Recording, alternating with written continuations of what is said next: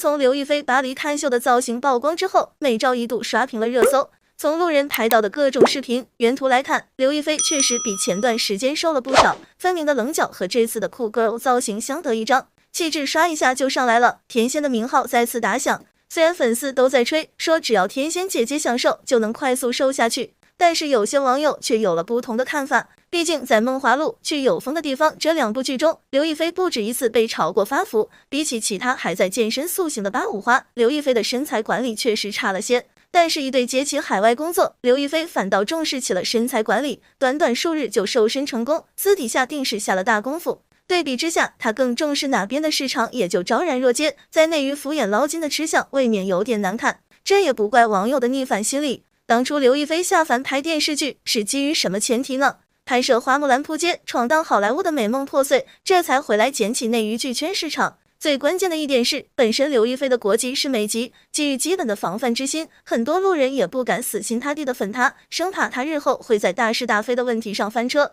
而且于刘亦菲来说，但凡自己内地、海外的工作没能一碗水端平，她就要扣上2副面孔的帽子。这也没什么好让粉丝不忿的，既然她自持2种身份享受了便利，那就不能既要又要也要，风险也得自担。只是被猜忌的各种滋味还没能消解，海外的秀场上又让她受了个夹板气。进入 LV 秀场内部之后，刘亦菲的路透图还在不停流出，她用后置镜头自拍的反差萌举动也被眼尖的网友发现，被夸可爱又颜值抗打。很多人在冲浪时都被这个话题迷惑，进而忽略了一个关键性的问题：刘亦菲这看秀的位置做的也太偏了吧？从在场网友晒出的全景图来看，刘亦菲的位置被安排在了门口，看秀室跟前还有一根大柱子挡着，说是犄角旮旯也不为过，远不在 C 位。可在之前，他家粉丝动不动就吹自家姐姐是全球代言人，是 LV 宠儿，各种凹被品牌优待的人设。刘亦菲也确实身体力行为品牌带货，光是在电视剧去有风的地方里就背了10几款 LV 的包包，换来品牌这样的待遇，真是让人惊讶。不仅如此，网友还发现刘亦菲看秀的衣服也不是她首穿，虽然皮衣酷飒，但在这之前木村光希已经穿过了。时尚圈就是这样，谁首穿就证明谁的品牌待遇更高。刘诗诗这段时间频频撞衫朴秀荣穿过的衣服，尴尬就是这么来的。这样综合一看，这 LV 宠儿的称号好像也不是那么名副其实。不过有一说一，这事儿还真怪不了刘亦菲。国外时尚圈向来势利得很，每次大型活动都是更加青睐白人面孔的艺人。不信大家可以扒一扒这种秀场活动，前排和 C 位区坐的大都是品牌高层、欧美级的艺人。不光是时尚圈，甚至是好莱坞，华人女艺人很难拿到正面的大女主角色。当初章子怡就明确表示过，自己拿到的都是脸谱化的角色，或者是打酱油，没有更大发挥空间，这才回来的。虽然刘亦菲是美籍，但她的华人身份还是换不来一份公平对待，这才导致刘亦菲在外也要受着一份区别对待的委屈。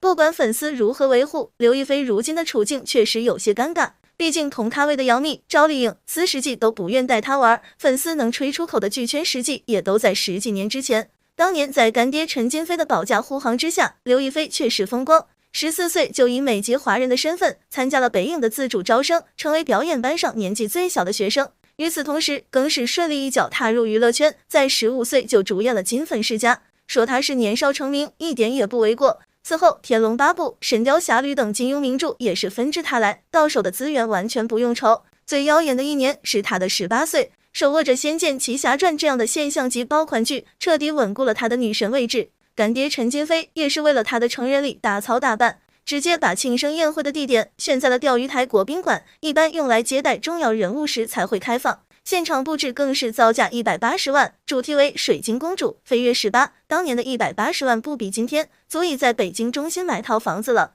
生日会还邀请了不少刘亦菲的合作伙伴，黄晓明、林志颖、张纪中等等均有到场。在亲朋好友的祝福声中，刘亦菲登台发言称，上一次我回到美国去探亲，然后那边的报纸叫我负面女王刘亦菲，然后我就觉得其实我自己有这个承受能力，我不会特别在意，虽然那些话有些话是特别伤害人的，所以我妈妈一直非常担心我是不是能够承受得住，但是我自己还是觉得毕竟娱乐圈就是要有很多的这种新闻，这是她的一个规律。当时困扰她的确实就是外人所羡慕的这份福气了。干爹的力捧让她迅速成名，但也让她绯闻缠身。刘亦菲踏入电影圈时，陈金飞还重金请来成龙和李连杰2位巨星给她当绿叶，主演电影《功夫之王》，为她继续铺路。所以彼时的风光是真的，如今的落寞也是真的。就在他出发看秀的这2天，除了内外受着加班气，他还心添了2分毒，喝个凉水都塞牙。导演王晶突然在社交平台阴阳怪气，他转发了刘亦菲的新剧预告，并表示怪不得推了他的电影传说。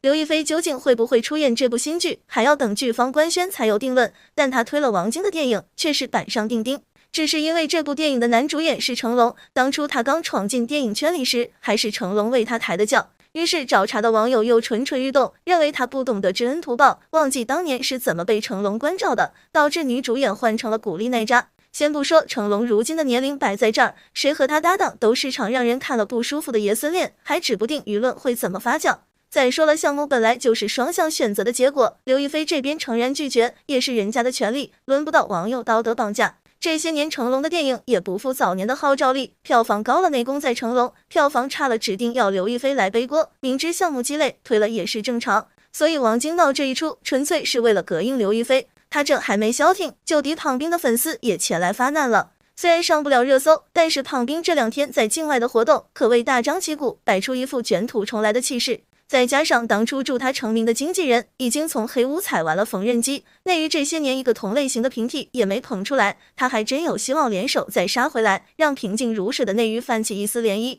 刘亦菲和他看上去似乎不是同年龄段的花旦，没有什么利益交集，但当初因为这个 LV 的代言，2家粉丝曾撕到昏天暗地。既然这次都杀到了时装周，秉持着没动静不如私出动静的原则，两边又一次掐了起来，广场上一度热闹极了。掐架都是追着痛点打，胖斌就因为9·1法治他的污点被骂得节节败退，但刘亦菲被骂则是被对方粉丝追着国籍来反击，生生叫他美国人别来掺和内娱的事。从这也能看出来，美籍已经成了刘亦菲被攻击的薄弱之处。这时本就敏感，即便粉丝再怎么洗，明眼人也不指望外国人来爱国。眼看着自己的职业生涯日后还要在花粉圈子里混，流量兴起的时候他冲击好莱坞拼格调，流量下行的时候他又反过头来做流量花，而这是避免不了粉圈的次次厮杀。奈他美籍艺人的头衔则成了事业路上最大的绊脚石。这些年已经有越来越多的艺人改回了中国籍，甄子丹改回来了，谢霆锋改回来了，就连新生代的陈飞宇都改回来了。去年广电还下达新规定，外籍演员或者工作人员需要添加国籍标注，尽管是港澳台演员也应该进行相关区域的标注，这无异于是对外释放的信号。标注只是第一步，未来会不会限制外国艺人的发展空间，这都不好说，毕竟谁也不想被国内挣钱国外花，拿着自己人当冤大头。刘亦菲的2部新剧中都已在片尾曲的演员名单中标注了国籍，如果想摆脱如今内外夹打的困境，她真该好好考虑一下了。但很多人都只注意到刘亦菲的美国国籍，却忽略了刘亦菲一直以来对祖国的热爱。她曾多次公开表示，美国只是自己的第2故乡，她的根是在华夏大地。在没有人在意的时候，刘亦菲为国家做出了不少贡献。她并不像其他明星一样，每一次做出什么事情都要大张旗鼓的宣告，很多时候她连社交动态都不发。但行好事，莫问前程。在2008年汶川大地震爆发之后，刘亦菲就立刻捐款100万元，还组织了人员一同前往灾区进行援助工作。